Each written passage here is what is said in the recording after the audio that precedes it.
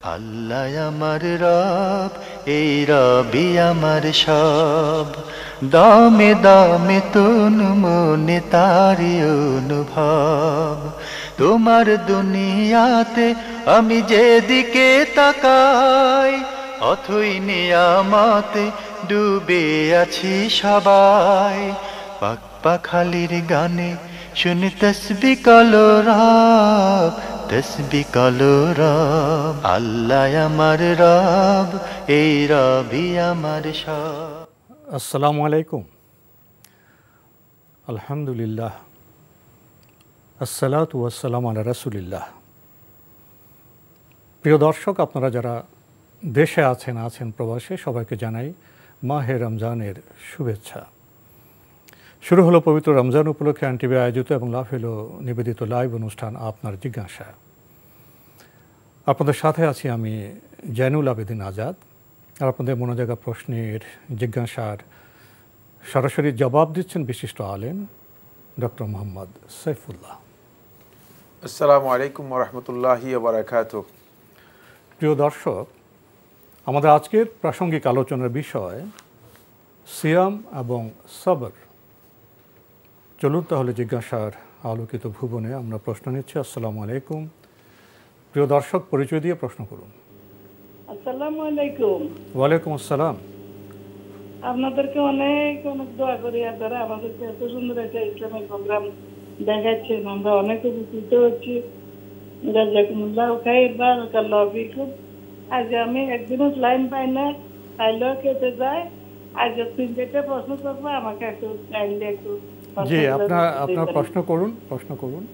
প্রথম প্রশ্ন হলো, আমি ওই যে সাবরা মসজিদে ইমামের পিছনে নামাজ পড়ি, ওই ইমামকে আমাদের সাইকে চিনেন।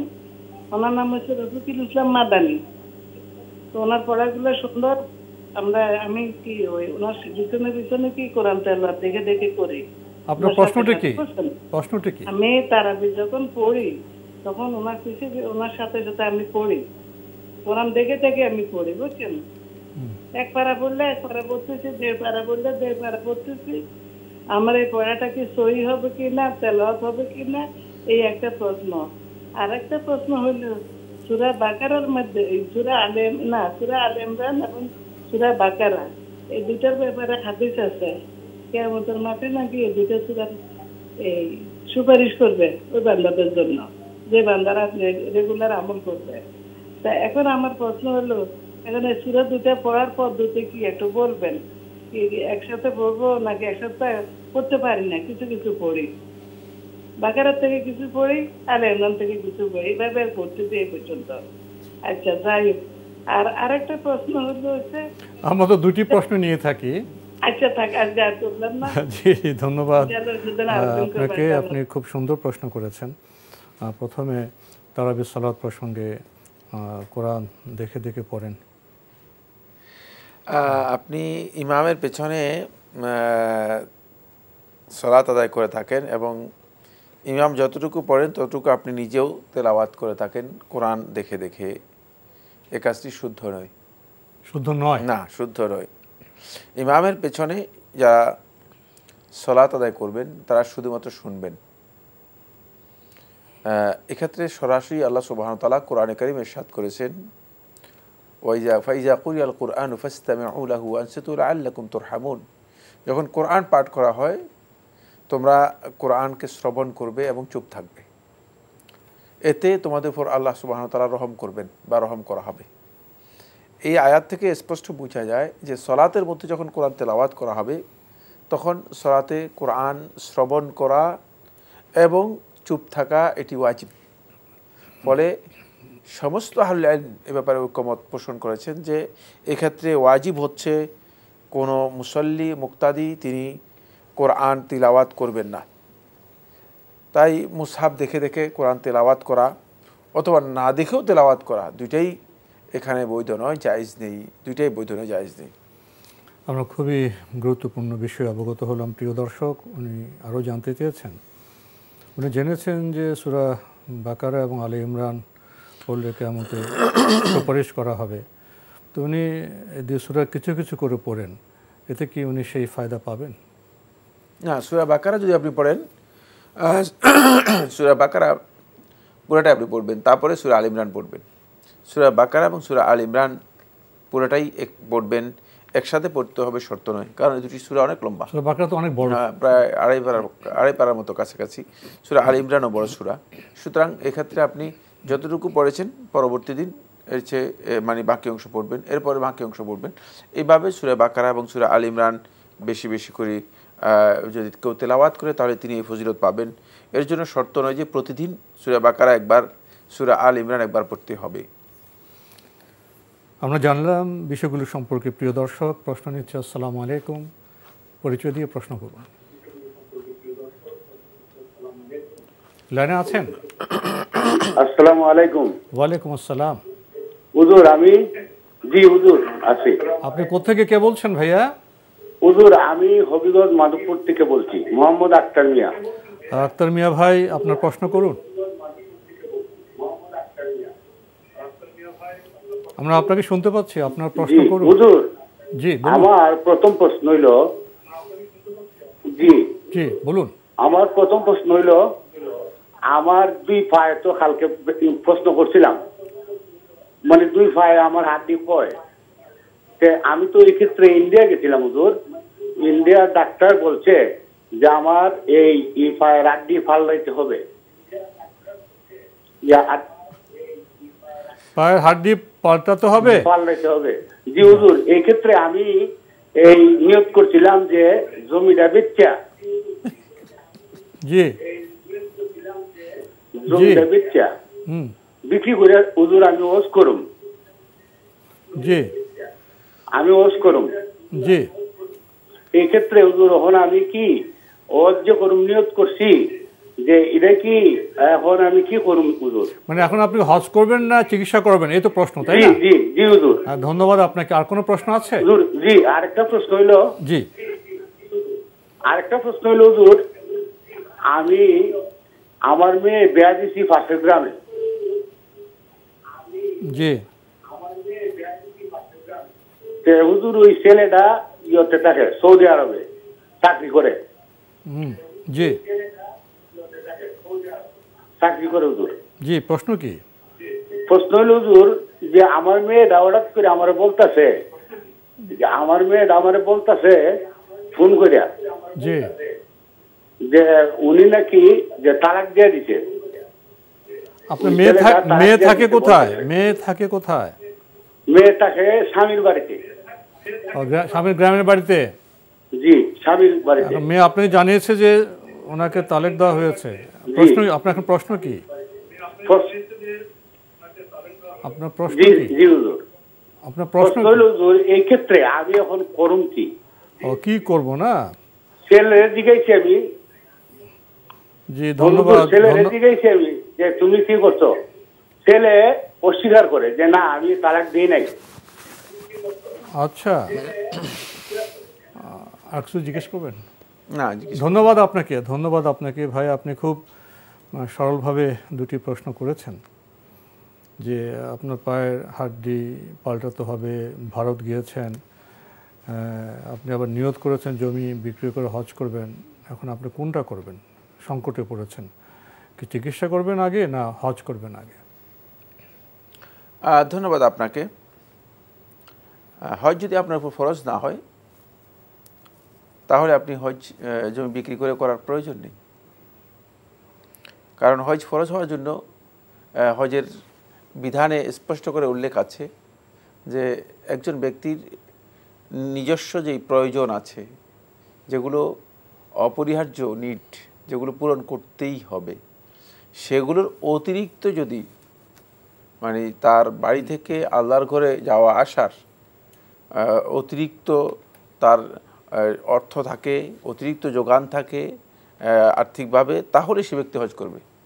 ওয়ালিল্লাহি আলান নাসি হিজ্জুল বাইতি মান ইসতাতা ইলাইহি সাবিলা। আল্লাহর ঘরে পৌঁছার মতো সামর্থ্য যার আর্থিকভাবে থাকবে সে সেখানে গিয়ে হজ করবে। এখন আপনি জমিন বিক্রি করবেন, জমিন বিক্রি করে আপনার নিজের নিড পূরণ করতে পারছেন না, উনি তো চিকিৎসায় রত আছেন, চিকিৎসা করাচ্ছেন, সেক্ষেত্রে আপনার হজ আপনার উপর ফরজ হয়নি, আপনি সেই হজ জোর করে করার প্রয়োজন নেই। বরং আল্লাহ তাআলার কাছে দোয়া করুন আল্লাহ সুবহানাহু ওয়া তাআলা যেন হজ করার জন্য তৌফিক দেন। আর আপনার চিকিৎসা যেহেতু আপনি বলেছেন যে আপনার পায়ের সমস্যা রয়েছে, সেক্ষেত্রে চিকিৎসা যেহেতু আপনার প্রয়োজন, আপনি প্রথমে চিকিৎসা করান, তারপর আপনি চেষ্টা করুন আল্লাহ তাআলার কাছে দোয়া করুন হজের জন্য। যদি সত্যিকার মানে ঈমান এর সাথে এবং অন্তরের পরিপূর্ণ আন্তরিকতা এবং ভালোবাসা নিয়ে আল্লাহ রাব্বুল আলামিনের কাছে দরখাস্ত করেন, দোয়া করেন, আল্লাহ সুবহানাহু ওয়া তাআলা হজ করার তৌফিক দিতে পারেন। হজ করার তৌফিক দিয়ে আল্লাহ তাআলার কাছে খুবই সহজ বিষয়, খুবই সামান্য বিষয়। সুতরাং আল্লাহ তাআলার কাছে বেশি বেশি করে এই তৌফিক কামনা করবেন। বাকি আপনি আপনার প্রয়োজনীয় যে কাজগুলো আছে সেগুলো আপনি পূরণ করুন। তার মধ্যে আপনার চিকিৎসা আপনার জন্য খুবই প্রয়োজনীয়, সেটাকে আপনি অগ্রাধিকার দেওয়ার চেষ্টা করুন। আরেকটি প্রশ্ন ওনার, মেয়েকে বিয়ে দিয়েছেন, ছেলে সৌদি আরব থাকে, মেয়ে একদিন ফোন করে বলে স্বামী তাকে তালাক দিয়েছে। তিনি তার জামাইকে প্রশ্ন করেন তালাক দিয়েছে কিনা, ছেলে বলেন আমি তালাক দেইনি। এখন বাবা হিসেবে উনি কী করবেন? এক্ষেত্রে মানে ছেলে যদি বলে যে তালাক দেয় নাই এবং ছেলের তালাক দিয়েছে মর্মে কোনো সুস্পষ্ট ডকুমেন্ট যদি না থাকে, তাহলে তালাক দেয় নাই, এটাই সঠিক। আপনি এক্ষেত্রে ছেলের স্টেটমেন্ট এবং মেয়ের স্টেটমেন্ট নিয়ে যে কোনো একজন যোগ্য আলেমের সাথে বিষয়টি নিয়ে পরামর্শ করতে পারেন। জি, আমরা নতুন প্রশ্ন যাচ্ছি। আসসালামু আলাইকুম প্রিয় দর্শক, পরিচয় দিয়ে প্রশ্ন করুন। লাইনে আছেন? জি, হ্যালো, আসসালামু আলাইকুম। ওয়ালাইকুম আসসালাম। জি, আমি রংপুর থেকে বলছিলাম, রেনেসা। বলুন। হুজুর, আমার দুটি প্রশ্ন ছিল। আমরা অনেকের কাছে শুনতে পাই যে সৌদি আরব থেকে নিয়ে আসা যে মরিয়ম ফুল আছে, তো এই ফুলের পানি খেলে রোগ ভালো হয় ইনশাআল্লাহ। তো এই কথাটি কি সঠিক বা এটার কি কোনো ফজিলত আছে? জি, আর কোনো প্রশ্ন আছে? আর দ্বিতীয় প্রশ্ন হচ্ছে, আমরা যে আলহামদু সূরা পড়ে পানিতে বা শরীরে যখন ফু দিই, তো এই রোগবালাই ভালো করার জন্য আল্লাহর ইয়াতে, তো এটা কি করার আগে দরুদ পাঠ করতে হবে? এটা সঠিক নিয়মটা একটু জানতে চাচ্ছিলাম যে কিভাবে করব। ধন্যবাদ আপনাকে, খুবই গুরুত্বপূর্ণ দুটি প্রশ্ন করেছেন। এটা একটা প্রচলন বা প্রচলিত কথা যে সৌদি আরবের মরিয়ম ফুল পানিতে ভিজিয়ে সে পানি খেলে অনেক উপকার হয়, গর্ভবতী মায়েদেরও উপকার হয়। এই জিনিসটি কি ঠিক? না, এই মর্মে কোনো প্রমাণিত সত্য অথবা প্রমাণিত কোনো তথ্য আমাদের কাছে আছে জানা নেই। এটাকে মরিয়ম ফুল নামকরণ করেছে কারা সেটাও আমাদের জানা নেই। এটা মরিয়ম ফুল হিসেবে আসলে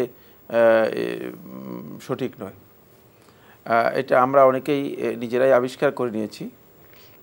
এতে এই ফায়দা বা ফজিলত আছে এই মর্মে কোনো রেওয়ায়ত বর্ণনা অথবা কোনো ধরনের এই নকল মানে দলিলের কোনো ভিত্তি আমাদের কাছে জানা নেই। বাকি এগুলো কথিত অনেকটা বলা যেতে পারে কুসংস্কারের মতোই, মানে বেশি লোকমুখে শোনা, মানুষের মধ্যে প্রচলিত হয়ে গিয়েছে। ভিত্তি নেই। অনেকে মনে করেন যে এটা একটা অত্যন্ত গুরুত্বপূর্ণ বিষয়। না, ব্যাপারটি এমন নয়। কিন্তু আপনি বিভিন্ন ভেষজ গাছগাছালি এর ঔষধ যেগুলো আছে সেগুলোর বস্তুগুণ আছে, সেই হিসেবে এই গাছের কি বস্তুগুণ আছে গবেষণার মাধ্যমে কি প্রমাণিত হয়েছে সেটা আমার জানা নেই।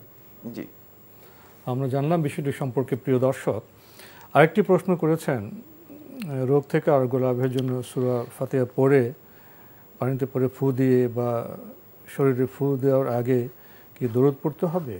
পদ্ধতি বা নিয়ম কি? না, দরুদ পড়ার প্রয়োজন নেই, শুধুমাত্র সূরা ফাতিহা পড়বেন। শুধুমাত্র সূরা ফাতিহা পড়বেন বিসমিল্লাহির রহমানির রহিম থেকে সূরা ফাতিহা শেষ পর্যন্ত, গায়রিল মাগদুবি আলাইহিম ওয়ালাদ-দাল্লিন, আমিন। পরে পানিতে ফু দিয়ে পানি খেতে পারবে আর শরীরে ফু দিতে পারবে। জি, আমরা জানলাম বিষয়টি সম্পর্কে। প্রিয় দর্শক, প্রশ্ন নিচ্ছে। আসসালামু আলাইকুম, পরিচয় দিয়ে প্রশ্ন করুন। লাইনে আছেন? প্রিয় দর্শক, লাইনে থাকলে পরিচয় দিয়ে প্রশ্ন করুন। হ্যালো, আসসালামু আলাইকুম। ওয়ালাইকুম আসসালাম, আপনার পরিচয় দিয়ে প্রশ্ন করুন। আমি নেত্রকোনা থেকে রুবেল বলছি। জি, বলুন রুবেল। হুজুর, আচ্ছা, আমাদের গ্রামে মহল্লা একটা সমিতি আছে। জি, সমিতি মানে সমিতি থেকে মানে মসজিদের ফান্ডে উন্নয়ন কাজের জন্য কিছু চাইছে, এখন সেটা কি সঠিক হবে কিনা? সমিতির ফান্ড থেকে মসজিদের উন্নয়নে? জি। আচ্ছা, আর কোনো প্রশ্ন আছে? জি জি, বাথরুম মানে টয়লেট করার জন্য টাকা চাইছে আর কি। জি জি জি, বলুন, আর কোনো প্রশ্ন আছে? এখন এটা দেওয়াটা কি সঠিক হবে কিনা? আচ্ছা আচ্ছা আচ্ছা, আর কিছু জানবেন? না, এখানে জানার কিছু আর কোনো প্রশ্ন আছে? না, ধন্যবাদ আপনাকে। আপনাদের সমিতি আছে, সমিতির ফান্ড থেকে মসজিদে উন্নয়ন কর্মে দান চেয়েছেন, দেওয়া কি সঠিক হবে? হ্যাঁ, দিতে পারেন। যদি সমিতির সদস্য যারা আছে সবাই মনে করেন যে না আমরা এই দানে অংশগ্রহণ করি, তাহলে করতে পারবেন, কোনো অসুবিধা নেই। সমিতির সিদ্ধান্ত নিয়ে দান করতে পারে, সিদ্ধান্ত নিয়ে নিতে হবে এবং সদস্যদের অনুমতি ক্রমে দান করতে হবে। জি, আমরা জানলাম বিষয়টি সম্পর্কে। প্রিয় দর্শক, প্রশ্ন নিচ্ছে। আসসালামু আলাইকুম, পরিচয় দিয়ে প্রশ্ন করুন। আসসালামু আলাইকুম। ওয়ালাইকুম আসসালাম। আমি রাজশাহী থেকে ফাতেমা বলছি। জি বলুন। আমার দুইটি জানার বিষয়। জি। প্রথমটি হচ্ছে, আমরা জানি যে মেয়েরা ছেলেদের দেখলে মানে তাকানো নিষেধ, গুনাহ হবে ইচ্ছাকৃতভাবে। তো আমার প্রশ্নটা হচ্ছে, মেয়েরা যদি কোনো বেপর্দা নারী দেখে তো এক্ষেত্রে কি গুনাহ হবে নাকি? ও, মেয়েরা বেপর্দা মেয়ে দেখলে? কোনো বেপর্দা মেয়েকে যদি দেখে। জি। আর আমার দ্বিতীয় বিষয়টা হচ্ছে, কোন কোন চ্যানেলে দেখি যে প্রায় প্রত্যেক দিনই একভাবে দেখি যে মানে জি, টিভিতে আপনারা দেখেন, টিভি চ্যানেলে দেখেন, কি দেখেন? ও, লাইনটি বোধহয় কেটে গেল। তাহলে আমরা আপনার প্রথম প্রশ্নেই যাই। আপনি পর্দা সম্পর্কে প্রশ্ন করেছেন যে বেপর্দা মেয়েদেরকে মেয়েরা দেখলে কি গুনাহ হবে? না, বেপর্দা মেয়েদেরকে দেখলে মেয়েরা গুনাহ হবে না, এবং অবশ্যই সেক্ষেত্রে সে তার দৃষ্টি সংযত করবে, যেহেতু তার এই দৃষ্টিটা বৈধ নয়। কিন্তু এর জন্য গুনাহগার হবে না। যিনি বেপর্দা এসেছেন তিনি গুনাহগার হবেন। বাকি কোনো কারণে দৃষ্টি কারো পড়ে গেলে তিনি গুনাহগার হবেন না। সিয়াম এবং সবর, এ বিষয়ে কিছু বলবেন? ধন্যবাদ। সিয়াম এবং সবর অত্যন্ত গুরুত্বপূর্ণ একটি বিষয়। সিয়ামের সাথে মূলত সবরের একটি নিবিড় সম্পর্ক রয়েছে। সিয়ামের অপর নামই হচ্ছে মূলত সবর। পরে আল্লাহ সুবহানাহু ওয়া তাআলা কোরআনে কারীমে সূরা আজ-জুমারের 10 নম্বর আয়াতের মধ্যে ইরশাদ করেন, ইন্নামা ইউওয়াফাস সাবিরুনা আজরাহুম বিগাইরি হিসাব, যে আল্লাহ সুবহানাহু ওয়া তাআলা ধৈর্যশীলদেরকে আল্লাহ রাব্বুল আলামিন প্রতিদান দেবেন তাদের বেগাইরি হিসাব, কোনো হিসাব ছাড়াই, কোনো ধরনের হিসাব ছাড়াই তাদেরকে আল্লাহ সুবহানাহু ওয়া তাআলা তাদের প্রতিদান দেবেন। এখানে আস-সাবিরুন বলতে আহলুত তাফসীর মুফাসসিরিনগণ বলেছেন যে সাবিরুন বলতে বোঝানো হয়েছে আস-সাইমুন, রোজাদারদেরকে বোঝানো হয়েছে। সুতরাং এই আয়াতে মূলত সবর এবং সিয়াম একই অর্থে ব্যবহৃত হয়েছে। এর অপর নামই হচ্ছে মূলত সিয়ামের অপর নামই হচ্ছে সবর। সূরা আল বাকারার 45 নম্বর আয়াতে আল্লাহ সুবহানাহু ওয়া তাআলা বলেন, ওয়াস্তাঈনু বিস-সাবরি ওয়াস-সালাহ, ওয়াস্তাঈনু বিস-সাবরি ওয়াস-সালাহ, তোমরা সবর এবং সালাতের মাধ্যমে আল্লাহ তাআলার কাছে সাহায্য কামনা করো, সাহায্য চাও। সবরের তাফসীরে আহলুল ইলম বলেছেন আস-সাবর আস-সাওম, সিয়ামকে বোঝানো হয়েছে। সিয়াম অত্যন্ত গুরুত্বপূর্ণ একটি বিষয়। ফলে আল্লাহ সুবহানাহু ওয়া তাআলা এই আয়াতে সওমের কথা আগে উল্লেখ করেছেন, আল্লাহ রাব্বুল আলামিনের কাছে ইস্তিআনা, সাহায্য কামনা করার জন্য। যেহেতু সিয়ামের মাধ্যমে বান্দা সত্যিকার আল্লাহ সুবহানাহু ওয়া তাআলার নৈকট্যের কাছে পৌঁছে এবং আল্লাহ রাব্বুল আলামিনের তাকওয়া এচিভ বা অর্জন করতে পারে। 2 নম্বর যে বিষয়টি আলোচনা করব সেটি হচ্ছে, রাসূলুল্লাহ সাল্লাল্লাহু আলাইহি ওয়াসাল্লাম হাদিসের মধ্যে রমাদান মাসকেই শাহরুস সবর বলেছেন। সুতরাং রমাদান মাস একদিকে শাহরুস সিয়াম, সিয়ামের মাস, অপরদিকে রমাদান মাস হচ্ছে শাহরুস সবর, সবরের মাস।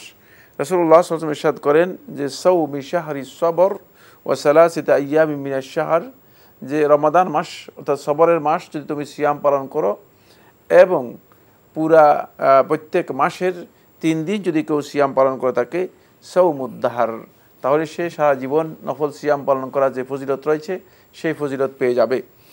হাদিসটি আহমদ ইবনে হাম্বল রাহিমাহুল্লাহ তাআলা তার মুসনাদে বর্ণনা করেছেন। এই হাদিস থেকে বোঝা যায় যে মূলত শাহরুস সিয়াম এর আরেকটি পরিচয় হচ্ছে শাহরুস সবর, সবরের মাস। রমাদান মাসটা পুরাটাই মূলত আমাদেরকে সিয়ামের পাশাপাশি আমাদেরকে সবরের যেই ট্রেনিং রয়েছে, যে প্রশিক্ষণ রয়েছে, সেই প্রশিক্ষণ রমাদান মাস দিয়ে যাচ্ছে। ফলে আমরা দেখতে পাই যে সবরের সম্পর্কে ওলামায়ে কেরাম বলেছেন যে 3 প্রকারের সবর রয়েছে। প্রথম প্রকারের সবর হচ্ছে আল্লাহ তাআলার আনুগত্যের উপর নিজেকে পরিপূর্ণরূপে শক্তিশালীভাবে অবিচল থাকা। আর 2 নম্বর হচ্ছে আল্লাহ রাব্বুল আলামিনের অবাধ্যতা থেকে নিজেকে সম্পূর্ণ বারণ করে রাখা। 3 নম্বর সবর হচ্ছে আল্লাহ সুবহানাহু ওয়া তাআলা বান্দাদের জন্য যা মুকদ্দার করেছেন, যা অ্যালোকেটেড করেছেন, যেটা বান্দাদের জন্য আল্লাহর পক্ষ থেকে নির্ধারণী রেখেছেন, এই নির্ধারণীর ক্ষেত্রে সত্যিকার সন্তুষ্ট চিত্তে সেটাকে মেনে নিয়ে এর বিরুদ্ধে না যাওয়া। এই 3টি সবর মূলত এই সবরের 3 প্রকারই আমরা দেখতে পাই এটি সিয়ামের মধ্যে পাওয়া যায়। কীভাবে পাওয়া যায় সিয়ামের মধ্যে? হাফেজ ইবনে রজব রাহিমাহুল্লাহ তাআলা বলেন যে আল্লাহ তাআলা আনুগত্য ইবাদতের ক্ষেত্রে সিয়াম পালনে বান্দা সত্যিকার ধৈর্য ধারণ করবে। এরপরে সিয়ামের মাধ্যমে বান্দা যেই সমস্ত নিষিদ্ধ মুহাররামাত আছে, হারাম আছে, সেখান থেকে নিজের নফসকে বিরত রাখবে।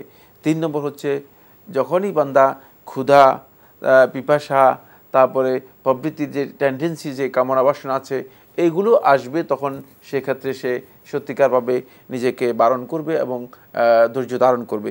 সুতরাং সিয়াম যেমনিভাবে এই জিনিসগুলোকে শিক্ষা দেয়, ঠিক সবরও মূলত এই জিনিসগুলোকে শিক্ষা দেয়। ফলে 3 প্রকার সবরই মূলত সিয়ামের মধ্যে রয়েছে এবং পাওয়া যায়। প্রিয় দর্শক, সংক্ষেপে আমরা সিয়াম এবং সবর প্রসঙ্গে খুবই গুরুত্বপূর্ণ কিছু বক্তব্য আমরা জানলাম। আশা করি এর তাৎপর্য আমরা উপলব্ধি করব। প্রশ্ন নিচ্ছে। আসসালামু আলাইকুম, পরিচয় দিয়ে প্রশ্ন করুন। আসসালামু আলাইকুম। ওয়ালাইকুম আসসালাম। হুজুর, আমার 2টা প্রশ্ন। কোত্থেকে ভাইয়া, কে বলছেন? রাজশাহী তাহেরপুর থেকে। জি বলুন। মোহাম্মদ জামাল উদ্দিন। বলুন। রাজশাহী তাহেরপুর। জি বলুন। আমার প্রথম প্রশ্ন হচ্ছে যে আমার একটা মেয়ে হয়েছে, 21 দিন হচ্ছে। আমার মেয়ের নাম রাখছি জান্নাতি ইয়াসমিন জুলেখা। আমি এক হুজুরে জিজ্ঞেস করছি, সে বলছে যে আল্লাহর কিছু কিছু বড় নিয়ামতের উপর নাম না রাখাটাই ভালো। জি, এই ক্ষেত্রে নাম রাখা যাবে কিনা? আর আরেকটা প্রশ্ন, যেমন এর আগেও একটা আপনার যে অনুষ্ঠান দেখছিলাম, আপনার ওই অনুষ্ঠানে বলছিল যে মসজিদে চেয়ারে বসে থেকে নামাজ পড়া যাবে কিনা। হুজুরে বলছে যে অসুস্থ মানুষের জন্য বাড়িতে নামাজ পড়া জায়গা, মসজিদ না। আমার একটা নানা আছে, হচ্ছে ঠ্যাংরা প্রতিবন্ধী। জি, সে আমাকে বলতে ভালো করে জিজ্ঞেস করে দেখিস তো ভাই যে আসলে আমার জন্য নামাজ মসজিদে যাওয়া যাচ্ছে কিনা। জি, ধন্যবাদ আপনাকে। আপনার প্রশ্নগুলো আমরা পেয়েছি। প্রথম প্রশ্ন, মেয়ে 21 দিন বয়স, জান্নাতি ইয়াসমিন জুলেখা এই নামটা রেখেছেন, ঠিক আছে কিনা? কোনো অসুবিধা নেই। কোনো ব্যক্তি যদি ব্যক্তিগত গবেষণা থেকে বলে থাকেন, তিনি ভুল বলেছেন, তাহলে এই নামে কোনো অসুবিধা নেই। একটি প্রশ্ন করেছেন চেয়ারে নামাজ প্রসঙ্গে, ওনার আত্মীয়ের কথা বলেছেন, অসুস্থ এক আলেম বলেছেন অসুস্থ ব্যক্তির নামাজ মসজিদে নয় বাড়িতে। বক্তব্য ঠিক আছে কিনা? না, এই বক্তব্য ঠিক নয়। অসুস্থতার ধরন আছে। অসুস্থতা যদি এমন অসুস্থতা হয় যে অসুস্থতা সে মসজিদে আসতে পারে এবং সালাত আদায় করতে পারে, তাহলে সে মসজিদে সালাত আদায় করবে। এই অসুস্থতা হচ্ছে ওই ব্যক্তি, যে ব্যক্তি হয়তো সিজদা করতে পারে না, অথবা রুকু করতে পারে না, অথবা হাঁটু বাস করতে পারে না, ইত্যাদি ইত্যাদি। এগুলো অবশ্যই মসজিদে এসে সালাত আদায় করবে। মসজিদে সালাত আদায় করা তার জন্য বাধ্যতামূলক। সুতরাং যদি কেউ বলে থাকেন যে না, তার ঠিকানা হচ্ছে ঘরে, সে ঘরে সালাত আদায় করবে, এটা ভুল তথ্য দিয়েছেন। ফরজ সালাত তিনি অবশ্যই মসজিদে আদায় করবেন। প্রয়োজনে তিনি চেয়ারেরও সাহায্য নিতে পারেন। তার সমস্যা যেটা সেটার সমাধান তিনি করতে পারবেন, কিন্তু ইসলাম সহজ, ইসলামের মধ্যে সমাধান সহজ সমাধান রয়েছে। জি, আমরা জানলাম বিষয়গুলি সম্পর্কে। প্রিয় দর্শক, আমাদের আজকের প্রাসঙ্গিক আলোচনার বিষয় সিয়াম এবং সবর। আমরা তাহলে আমরা একটা ফোন নিয়ে যাই, বিষয়ে কিছু কথা বলেছিলাম, কিছু কথা রয়ে গেছে। আমরা ফোনটি নিয়ে ইনশাআল্লাহ প্রাসঙ্গিকে আবার যাওয়ার চেষ্টা করব। ফোন নিচ্ছে। আসসালামু আলাইকুম। প্রিয় দর্শক, আপনার পরিচয় দিয়ে প্রশ্ন করুন। হ্যালো, আসসালামু আলাইকুম। ওয়ালাইকুম আসসালাম। কে বলছেন, কোত্থেকে? আমি বগুড়া থেকে বলছি। জি ভাইয়া বলুন। এটা কি জিজ্ঞাসা? জি, আপনার জিজ্ঞাসা, আপনি প্রশ্ন করেছেন, আমরা আপনাকে শুনতে পাচ্ছি, আপনাকে স্বাগত জানাচ্ছি। আপনার প্রশ্নটি করুন। আমার প্রশ্ন হলো, আমরা একজন ব্যবসায়ী, আমাদের নগদ টাকা নাই, মালের জন্য মানে মনে করেন দোকানের মাল টাল আছে, ইয়ে আছে, সেখানে আমি কিভাবে যাকাত আদায় করব? মাল আছে না, যাকাত। আমরা ব্যবসায়ী মানুষ, দোকানদার আর কি, দোকানদার, পেট্রোল পাম্প, কিন্তু আমাদের নগদ কোনো টাকা ওইভাবে গচ্ছিত। আপনাদের নগদ টাকা নেই, মাল আছে, মালের যাকাত কিভাবে দেবেন, এই তো প্রশ্ন? হ্যাঁ হ্যাঁ হ্যাঁ। আর কোনো প্রশ্ন আছে? এইটাই আমি। ধন্যবাদ আপনাকে, প্রশ্ন তো পেয়েছেন। প্রশ্ন পেয়েছি। নগদ টাকা না থাকলেও আপনার মাল, এটা মানে মূলত মালটা আপনার যেটা পণ্য, ব্যবসায়ের পণ্য আছে, এটা অনেকটা লিকুইডের মতোই, কারণ আপনি বিক্রি করলেই টাকা হয়ে যাবে। সুতরাং আপনি ইনভেন্টরি করবেন, আপনার কাছে মানে বছরে কত, মানে পুরা বছরে এখানে তুলনামূলকভাবে কত টাকার ইনভেস্ট রয়েছে এবং এর মধ্যে কত টাকার আপনার কাছে মাল আছে, এর একটা হিসাব আপনি করবেন বছরের শেষে। আর এর সাথে আপনার কত ক্যাশ জমা আছে, কত ক্যাশ আপনার কাছে আছে, দুইটা মিলে আপনি যদি দেখেন যে হ্যাঁ এটা আপনার নেশাবের চেয়ে বেশি আছে, তাহলে আপনার উপর জাকাত আসবে, আপনাকে জাকাত আদায় করতে হবে। অবশ্যই জাকাতের নেশাব আপনাকে জেনে নিতে হবে। জাকাতের নেশাব আমাদের টাকায় যদি আমরা হিসাব করি প্রায় ৭৩ থেকে ৭৭ হাজার টাকা, ৭৩ থেকে ৭৭ হাজার টাকা জাকাতের নেশাব। এই টাকা যদি কোনো ব্যক্তির ইনভেস্টের মধ্যে 1 বছর পরিপূর্ণ থাকে, অথবা 1 বছর তার কাছে এই টাকা হাতে থাকে, অথবা অ্যাকাউন্টে থাকে, অথবা তার কাছে গচ্ছিত থাকে, তাহলে অবশ্যই জাকাত দিতে হবে শতকরা ২.৫% করে, শতকরা ২.৫% করে। প্রিয় দর্শক, আমরা জাকাত প্রসঙ্গে এক ব্যবসায়ী ভাইয়ের প্রশ্ন পেয়েছিলাম এবং আমরা তার সঙ্গত জবাব দেওয়ার চেষ্টা করেছি। আমরা প্রাসঙ্গিকে যেতে চেয়েছিলাম বিষয় সিয়াম এবং সবর। সিয়াম ও সবর নিয়ে আমরা আরও কয়েকটি কথা আলোচনা করতে চাই। আরেকটি কথা যেটা বলতে চাচ্ছি সেটা হলো এই যে সিয়াম মানুষদেরকে যে তাদরিব বা যে প্রশিক্ষণ দেয় সেটা হচ্ছে নফসকে সে কীভাবে নিয়ন্ত্রণে নিয়ে আসবে, নফসটাকে সে কীভাবে নিয়ন্ত্রণে রাখবে, নফসের যে কামনা বাসনা আছে সেগুলোকে কীভাবে নিয়ন্ত্রণে রাখবে, সিয়ামের কাজ হচ্ছে এটি।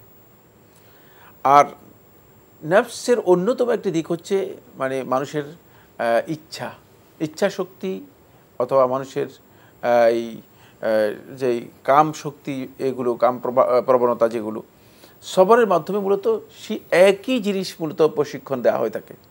ফলে সবর নিয়ন্ত্রণ করে মানুষের ইচ্ছা শক্তিকে।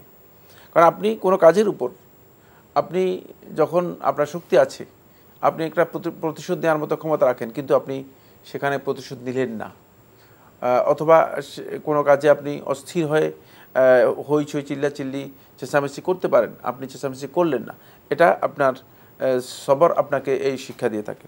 ফলে আল্লাহ রাসূল সাল্লাল্লাহু আলাইহি ওয়াসাল্লাম সিয়াম পালনকারীকে, রাসূলুল্লাহ সাল্লাল্লাহু আলাইহি ওয়াসাল্লাম সবরের পরিপূর্ণ দিক কীভাবে সে অনুসরণ করবে সেটা রাসূলুল্লাহ সাল্লাল্লাহু আলাইহি ওয়াসাল্লাম শিক্ষা দিয়েছেন। রাসূল সাল্লাল্লাহু আলাইহি ওয়াসাল্লাম বলেছেন, ফাইনসাবাহু আহাদুন আও শাতামাহু, যদি কেউ সিয়াম পালনকারী ব্যক্তিকে গালিগালাজ করে, অথবা তাকে কটু কথা বলে, অথবা তার সাথে এসে মারামারি করে, ফালইয়াকুল ইন্নী ইমরুউন সাইম, সে যেন এই কথা বলে আমি একজন রোজাদার, সে যেন বলে আমি একজন রোজাদার। অর্থাৎ এখানে মূলত সবরের পরিপূর্ণ প্রশিক্ষণ তাকে দেওয়া হচ্ছে, যাতে করে সে এ কথা বলতে পারে যে আমি একজন রোজাদার। অর্থাৎ আমার এই বক্তব্য থেকে আমি বুঝাচ্ছি আমার এই সক্ষমতা আছে, আমি ইচ্ছা করলে তোমার বক্তব্যের প্রতিবাদ করতে পারি, তোমার বক্তব্যের বিপক্ষে বলতে পারি, তোমার সাথে প্রতিশোধের কথা বলতে পারি, প্রতিশোধ নিতে পারি, কিন্তু সিয়াম আমাকে বাধা দিচ্ছে। যেমনিভাবে সিয়াম মানুষের ইচ্ছা শক্তিকে নিয়ন্ত্রণ করে এবং কাম শক্তিকে নিয়ন্ত্রণ করে, ঠিক সবরও মানুষের ইচ্ছা শক্তিকে নিয়ন্ত্রণ করে। আমরা জানলাম খুবই গুরুত্বপূর্ণ বিষয়ে। প্রিয় দর্শক, আমরা প্রশ্নে যাচ্ছি। আসসালামু আলাইকুম, পরিচয় দিয়ে প্রশ্ন করুন। আমি আবুল বাশার হাওলাদার মিরপুর থেকে বলছিলাম, ঢাকা। জি ভাইয়া বলুন। আমার দুইটা প্রশ্ন ছিল। জি। প্রশ্ন হলো, আমাদের হুজুরে ইশার নামাজের আগে কিছু বয়ান করেন 5-6 মিনিট। তার মধ্যে উনি একটা কথা বলছেন যে তারাবি যদি 30 রোজা 30 দিন তারাবি করা হয়, তাহলে যদি 1 বছর এবং সামনের পিছনের 1 বছরের সগীরা গুনাহ মাফ, এটা কতটুকু হাদিস সম্মত? দ্বিতীয় প্রশ্ন হলো, মানে তারাবির শেষে বেতনের পরে প্রায় 30 মিনিট মোনাজাত ধরে, এখন আমি ধরি না, এইটা কি হাদিস সম্মত না আমার ধরা ঠিক না উচিত? না উচিত। ধন্যবাদ আপনাকে। বয়ানে বলেছেন ইমাম সাহেব যে 30 দিন তারাবি পড়লে সামনের পেছনে 1 বছরের সগীরা গুনাহ মাফ হয়ে যাবে, এটি ঠিক আছে কিনা? 30 দিন যদি তারাবির সালাত পড়া হয় থাকে, যে সামনের বছর এবং পেছনের বছর এর 1 বছরের সগীরা, মানে সামনের পেছনের বলতে কি বুঝিয়েছেন? মানে সামনের মানে পিছনের 1 বছরের এবং সামনের 1 বছরের সগীরা গুনাহ ক্ষমা হয়ে যাবে, এই মর্মে যে হাদিস উল্লেখ করেছেন সে হাদিসটি শুদ্ধ নয়, গ্রহণযোগ্য নয়। তার বক্তব্য যে রেওয়ায়াত তিনি উল্লেখ করেছেন সেটা সঠিক নয়। কিন্তু এখানে হাদিস আছে। রাসূলুল্লাহ সাল্লাল্লাহু আলাইহি ওয়াসাল্লাম সহিহ বুখারী হাদিসের মধ্যে বলেছেন, মান কামা রমাদানা ঈমানান ওয়া ইহতিসাবান গুফিরা লাহু মা তাকাদ্দাম মিন দামবিহি। যে ব্যক্তি রমাদান মাসের সিয়াম পালন করল ঈমানের সাথে এবং সওয়াবের আশা করে, মানে এর উপর পরিপূর্ণরূপে অন্তরে দৃঢ় প্রত্যয় আল্লাহ সুবহানাহু ওয়া তাআলার উপর রেখে এবং আল্লাহ রাব্বুল আলামিনের কাছে সওয়াবের আশা করে, গুফিরা লাহু মা তাকাদ্দাম মিন দামবিহি, তার পূর্বে যতগুলো গুনাহ গিয়েছে আল্লাহ সুবহানাহু ওয়া তাআলা পূর্বের সগীরা গুনাহগুলো ক্ষমা করে দেবেন। সুতরাং এই হাদিসের এই বক্তব্যটুকু শুদ্ধ। বাকি যেই টেক্সটে এই বক্তব্য আপনি শুনেছেন বা বলেছেন, এই টেক্সটে যে রেওয়ায়াতটি রয়েছে এটি শুদ্ধ নয়। আমাদের লাইনে আরও প্রশ্ন আছে, যদি ছোট করে বলতেন। তারাবি শেষে 30 মিনিট মোনাজাত ধরেন ইমাম সাহেব, এ মুসল্লি ধরেন না, এতে কি তার কোনো অসুবিধা নেই? আপনি মোনাজাত না ধরেন না, এটাই আপনার জন্য উত্তম কাজ। এখানে কোনো মোনাজাতের প্রমাণ হাদিস দ্বারা আসেনি, হাদিস দ্বারা প্রমাণিত হয়নি। আমরা জানলাম বিষয়টি সম্পর্কে। প্রিয় দর্শক, প্রশ্ন নিচ্ছে। আসসালামু আলাইকুম, পরিচয় দিয়ে প্রশ্ন করুন। ওয়ালাইকুম আসসালাম, আমি সিলেট থেকে বলছি। জি বলুন। জি, আমার একজন পরিচিত, সে মহিলা, কি মেয়ে মানুষ, তো কালকে ইফতারি পরে সে হালকা ব্লাড দেখছে, দেখার পরে সে আর আজকে সারাদিন মানে দিনের বেলাও হোয়াইট ডিসচার্জ দেখছে। সে ফজর নামাজও পড়ে না, রোজাও রাখে নাই। তো এখন এই অবস্থায় থাকলে এখন আগামীকাল সে কি করবে, এটা একটু জানাবেন। আপনার প্রশ্নটা কি? আপনাদের এক মহিলা আপনার বাসায় এসেছেন, তিনি নামাজ রোজা করেন না? আমার পরিচিত একজন মেয়ে, সে কালকে ইফতারি পরে মানে হালকা ব্লাড দেখেছে আর কি, পিরিয়ডের। জি জি। তো এরপরে সে আর ব্লাড দেখে নাই, সেটা হোয়াইট ডিসচার্জ দেখেছে। জি, ধন্যবাদ আপনাকে। আপনার আর কোনো প্রশ্ন আছে? না, সে রোজাও রাখে না। না, আপনার প্রশ্ন আমরা পেয়েছি, আর কোনো প্রশ্ন আছে? ধন্যবাদ আপনাকে। হ্যাঁ, যদি সেটা পিরিয়ডের টাইম হয় এবং তিনি মনে করেন যে পিরিয়ডের ব্লাড, তাহলে তিনি সিয়াম রাখবেন না, আগামীকাল সিয়াম রাখবেন না। কিন্তু যদি পিরিয়ডের টাইম না হয় থাকে এবং পিরিয়ড হিসেবেও মনে না হয় থাকে, তাহলে সেক্ষেত্রে তিনি সিয়াম পালন করবেন। এখানে অনেক দীর্ঘ একটি বক্তব্য রয়েছে, সুতরাং এতটুকু আমরা সংক্ষেপে এ বিষয়ে বক্তব্য দিলাম। বাকি এ বিষয়গুলো বিস্তারিত জেনে নেওয়ার জন্য আমি বিনীতভাবে অনুরোধ করব, বিশেষ করে মহিলাদের এই সমস্ত মাসআলাগুলো ব্যক্তিগতভাবে কোনো একজন আলেম অথবা বই থেকে জেনে নেওয়ার জন্য চেষ্টা করবেন। প্রশ্ন নিচ্ছে। আসসালামু আলাইকুম, পরিচয় দিয়ে প্রশ্ন করুন। হ্যালো, আসসালামু আলাইকুম। ওয়ালাইকুম আসসালাম। আসসালামু আলাইকুম। ওয়ালাইকুম আসসালাম। বাজার, কুমিল্লা বিবির বাজার থেকে বলছিলাম। জি বলুন। আমি বলছিলাম কি, আমাদের যে নামাজ পড়ি অনেকে সে যে অনেকে উপরে সেজদা নেওয়ার পর উপর বুকের মতন ধরে এবং পা গুলো অনেক বড় করে রাখে। এই ব্যাপারে অনেকে আমাদের মতামত হচ্ছে, এই ব্যাপারে আমরা কিভাবে বুঝি নেই। মানে আপনি কি সেজদার সময় পা কিভাবে রাখে সে বিষয়ে বলছেন? না না না, নামাজের দামে এভাবে ধরে না, পা গুলো বড় করে রাখে, অনেক বড়। আমরা তো মানে পা ছড়িয়ে রাখেন তাই না? অনেক বড় ছড়িয়ে রাখে, মানে দুইজন তিনজনের এক বিঘতেরও বেশি অনেক বড় ছড়িয়ে রাখে ওরা। আচ্ছা আচ্ছা আচ্ছা, জি জি। না না, এক হাত দুই হাতের মতো বড় করে রাখে ওরা। জি জি। এবং বুকে হাত ধরে রাখে। এই ব্যাপারে আমরা তো কিছু জানতেছি না। আচ্ছা আচ্ছা, আর কোনো প্রশ্ন আছে? না না, এটাই একটু বলেন। আপনি বোধহয় প্রশ্ন পেয়েছেন। জি, তিনি বলেছেন যে নামাজ পড়ে এক হাত দুই হাত ফাঁক করে দাঁড়ায় এবং বুকে হাত রাখে। প্রথম কথা হচ্ছে সালাতে দাঁড়ানোর পদ্ধতি হচ্ছে ইতিদালের সাথে দাঁড়ানো। ইতিদাল কাকে বলা হয়? ইতিদাল হচ্ছে একজন মানুষ স্বাভাবিকভাবে যেভাবে দাঁড়ালে সে কমফোর্ট ফিল করবে এবং কোনো ধরনের নিজের মধ্যে আনইজি মনে হবে না, খারাপ লাগবে, যেটা স্বাভাবিক, এবং ঝুঁকেও যাবে না। মানে এইভাবে দাঁড়ানো হচ্ছে সালাতের দাঁড়ানো বিধান। এক্ষেত্রে একদল সীমালঙ্ঘন করছে এভাবে যে সালাতের দাঁড়ানোকে কনজাস্ট করে সেটাকে 4 আঙ্গুল বা 5 আঙ্গুলের মধ্যে নিয়ে এসেছে। এই ধরনের দাঁড়ানোর বিষয়ে সহি কোনো হাদিস নেই এবং এটা সালাতের ভুল দাঁড়ানো। কারণ যদি আপনি এভাবে দাঁড়ান তাহলে আপনি পড়ে যাওয়ার সম্ভাবনা আছে, সামনে ঝুঁকে যেতে পারেন। আবার আরেক দল লোক সালাতে দাঁড়ানোর ক্ষেত্রে মানে বাড়াবাড়ি করতে করতে এক পর্যায়ে এমন হয়েছে যে অনেক বেশি কি করেন, প্রশস্ত করেন, যাতে করে তার মানে ডান দিক বাম দিক দুদিকে হেলে যাওয়ার সম্ভাবনা আছে। হয়তো ডান দিকে হেলে যেতে পারেন অথবা বাম দিকে হেলে যেতে পারেন না, এটাও শুদ্ধ নয়।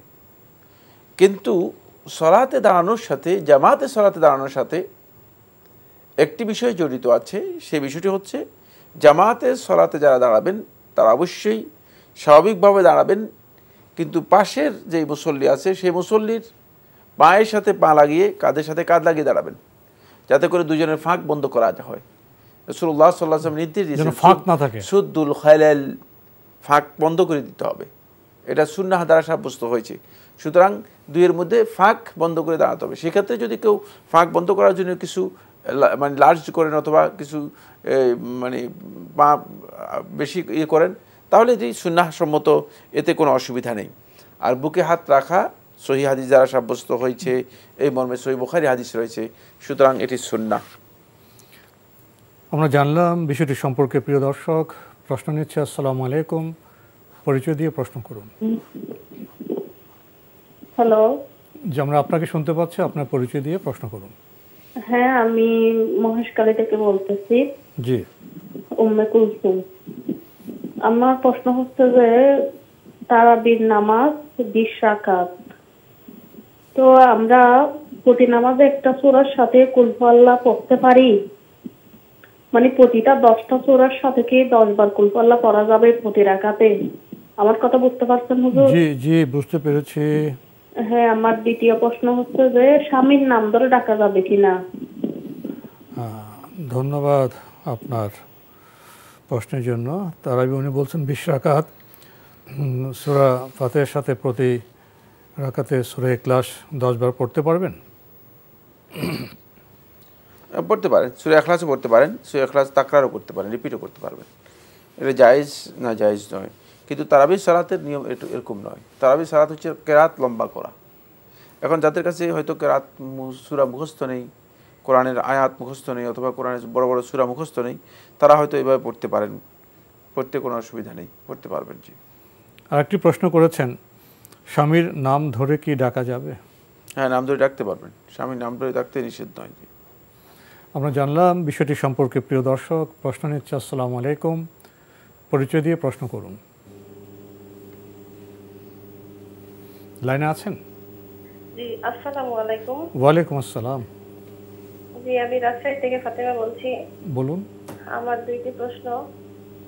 আমি জেনেছি কোনো নেক আমলের ওসিলা করে আল্লাহর কাছে কোনো কিছু চাওয়া যায়, তো এটা কি সঠিক কিনা? যদি সঠিক হয়ে থাকে তাহলে আমার প্রশ্ন হচ্ছে, এটা কি দুনিয়া ও আখিরাত দুই কালের জন্যই চাওয়া যায় নাকি শুধু আখিরাতের জন্য চাওয়া যায়? কি দেওয়া যায়? যেমন দুনিয়াবি হয়তো এই আমলের ওসিলায় আমার সন্তানকে বা আমাকে সুস্থতা দান করো বা আমার সন্তানকে ডাক্তার বানাও, মানে এগুলা ওসিলা করে কি চাওয়া যায় কোনো আমলের? জি জি। আর কোনো প্রশ্ন আছে? আর জি, আমার দ্বিতীয় প্রশ্নটা হচ্ছে, আমি সবসময় কোনো না কোনো তসবিহ সবসময় পড়ি, চেষ্টা করি পড়ার, কিন্তু আমার প্রশ্নটা হচ্ছে যখন আমি বিশেষ করে রান্নাঘরে যাই তখন বেশি বেশি ইন্না লিল্লাহি ওয়া ইন্না ইলাইহি রাজিউন, তারপর লা ইলাহা ইল্লা আনতা সুবহানাকা, মানে বিপদের এই দোয়া দুটো বেশি বেশি কেন জানে মনে আসে, তাই বেশি বেশি পাঠ করি। এটা কি বেদাতের পর্যায়ে পড়বে কিনা এটা একটু জানার ছিল। ধন্যবাদ আপনাকে। প্রথম প্রশ্ন, আমলের উসিলায় দুনিয়া এবং আখিরাতের কল্যাণ চাওয়া যাবে কি? হ্যাঁ, জায়েজ। আমলের উসিলায় আপনি দুনিয়া এবং আখিরাতের কল্যাণ চাইতে পারেন, যেহেতু দোয়া করা জায়েজ। আমল নেক আমলের উসিলায় দোয়া করার ব্যাপারে সহিহ বর্ণনা রয়েছে, সহিহ বুখারী হাদিসের মধ্যে এসেছে। সুতরাং সেক্ষেত্রে দুনিয়া এবং আখিরাতের কল্যাণ দুটোই চাইতে পারেন। আর দুনিয়া আখিরাতের কল্যাণ চাওয়ার ব্যাপারে আল্লাহ তাআলা দোয়াই আমাদেরকে শিক্ষা দিয়েছে, রব্বানা আতিনা ফিদ দুনিয়া হাসানা ওয়া ফিল আখিরাতি হাসানা ওয়া কিনা আযাবান নার। যেখানে আল্লাহ সুবহানাহু ওয়া তাআলা আমাদেরকে দোয়া শিক্ষা দিয়েছেন, সেই দুনিয়া এবং আখিরাতের কল্যাণ চাইতে কোনো ধরনের বাধা নেই। জি। আরেকটি প্রশ্ন করেছেন, রান্নাঘরে যাওয়ার সময় উনি ভয় থেকে ইন্না লিল্লাহ পড়েন, এটা কি বেদাত? না, বেদাতের কিছুই নেই। যদি জিকির হিসেবে কেউ ইন্না লিল্লাহি ওয়া ইন্না ইলাইহি রাজিউন বলে, এটা গুরুত্বপূর্ণ জিকির। ইস্তেরজা অত্যন্ত গুরুত্বপূর্ণ একটি জিকির। এর মাধ্যমে বান্দা আল্লাহ তাআলার কাছে নিজেকে সঁপে দেয়, আল্লাহ এর কাছে নিজেকে পেশ করে। আর লা ইলাহা ইল্লা আনতা সুবহানাকা ইন্নী কুনতু মিনাজ জালিমিন, এটাও দোয়া যে ইউনূস আলাইহিস সালাতু ওয়াস সালামের এই দোয়া, এটাও অত্যন্ত গুরুত্বপূর্ণ দোয়া। সুতরাং এই দুটি যদি কেউ পড়েন তিনি পড়তে পারবেন। আমরা জানলাম বিষয়গুলি সম্পর্কে। প্রিয় দর্শক, প্রশ্ন নিচ্ছে। আসসালামু আলাইকুম, পরিচয় দিয়ে প্রশ্ন করুন। লাইনে আছেন? হ্যাঁ আছি। যে আপনার পরিচয় দিয়ে প্রশ্ন করুন। চট্টগ্রাম। কে বলছেন? চট্টগ্রাম থেকে? আমি চট্টগ্রাম থেকে বলতেছি। আপনার নামাজ মানে তারাবির নামাজ কি 20 রাকাত নাকি 8 রাকাত? হ্যাঁ জি। আর কোনো প্রশ্ন আছে? আরেকটা প্রশ্ন আছে, কত রাকাত উনি কত রাকাত পড়েন? জি, শাহাদাত আঙ্গুল তোলার সময় এটা অনেকজন ওঠানামা করে, এখন এটা কি জায়েজ আছে? কি ওঠানামা করে? কি শাহাদাত আঙ্গুল নামাজ? শাহাদাত আঙ্গুল না। ধন্যবাদ আপনাকে। আপনি প্রশ্ন করেছেন তারাবি সালাত 20 রাকাত না 8 রাকাত? ধন্যবাদ। তারাবি সালাত 20 রাকাতও পড়তে পারবেন, 8 রাকাতও পড়তে পারবেন, আরও বেশিও পড়তে পারবেন, 36 রাকাতও পড়তে পারবেন, 41 রাকাতও পড়তে পারবেন। রাতের নামাজ 2 রাকাত করে আপনার সামর্থ্য অনুযায়ী আপনি যতটুকু পারেন ততটুকু পড়তে পারবেন। জি। আরেকটি প্রশ্ন করেছেন, সালাতে শাহাদাত আঙ্গুল ওঠানামা এটা ঠিক আছে কিনা? হ্যাঁ, এটি সুন্নাহ দ্বারা সাব্যস্ত হয়েছে। আর শাহাদাত আঙ্গুল উঠানামা করার ইশারা করা, শাহাদাত আঙ্গুল দিয়ে ইশারা করা, এটি সুন্নাহ দ্বারা সাব্যস্ত হয়েছে। এটাই সুন্নাহ, শুধু সুন্নাহ নয় বরং এর ফজিলত হাদিস দ্বারা সাব্যস্ত হয়েছে। রাসূলুল্লাহ সাল্লাল্লাহু আলাইহি ওয়াসাল্লাম ইন্নাহা লাহিয়া আশাদ্দু আলা শায়তানি মিনাল হাদিদ, যে শয়তানের উপর এটি মানে লোহা দিয়ে আঘাত করার চেয়েও কঠিন। শয়তান এত ভয় পায় এটাকে, এই ইশারাকে। সুতরাং এখান থেকে বোঝা যায় যে এটি শুধুমাত্র সুন্নাহ নয় বরং অত্যন্ত ফজিলতপূর্ণ একটি সুন্নাহ। আমরা জানলাম বিষয়টি সম্পর্কে। প্রিয় দর্শক, প্রশ্ন নিচ্ছে। আসসালামু আলাইকুম, পরিচয় দিয়ে প্রশ্ন করুন। লাইনে আছেন? জি, আমরা আব্দুল মালিক। জি ভাইয়া বলুন। আপনার চট্টগ্রাম থেকে বলছি আব্দুল মালিক। জি মালিক ভাই বলুন। ইতিকাফ অর্থ কি? জি, আমার প্রশ্ন হচ্ছে ইতিকাফ অর্থ। ও ইতিকাফ না। আর কোনো প্রশ্ন আছে? ইতিকাফের ফজিলত কি? জি জি জি। ইতিকাফের ফজিলত কি? জি, ধন্যবাদ আপনাকে। আপনি জানতে চেয়েছেন ইতিকাফ অর্থ কি আর ইতিকাফের ফজিলত কি? ধন্যবাদ। ইতিকাফ শব্দের শাব্দিক অর্থ হচ্ছে নিজেকে কোথাও আবদ্ধ করে রাখা।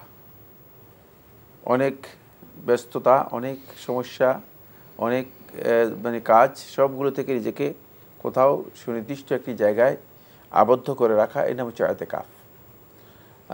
আর এর ফজিলত কি? এর ফজিলত অনেক। তার মধ্যে একটি ফজিলত বলবো, যিনি ইতিকাফ করেছেন লাইলাতুল কদর এর যে ফজিলত রয়েছে সেই ফজিলত তিনি লাভ করবেন। কারণ ইতিকাফের মূল কারণই হচ্ছে মূলত লাইলাতুল কদর। লাইলাতুল কদর হচ্ছে খায়রুম মিন আলফি শাহর, 1000 মাসের চেয়ে উত্তম। সুতরাং ইতিকাফকারী ব্যক্তি লাইলাতুল কদরের যে ফজিলত সেই ফজিলত পেয়ে যাবে। এই জন্য যেহেতু সে আল্লাহর ঘরে সেই ধর্ণা দিয়েছে এবং আল্লাহর ঘর থেকে আর বের হয় নেই, তাই আল্লাহ রাব্বুল আলামিন লাইলাতুল কদর পাওয়ার যে ফজিলত রয়েছে সেই ফজিলত তাকে দেবেন।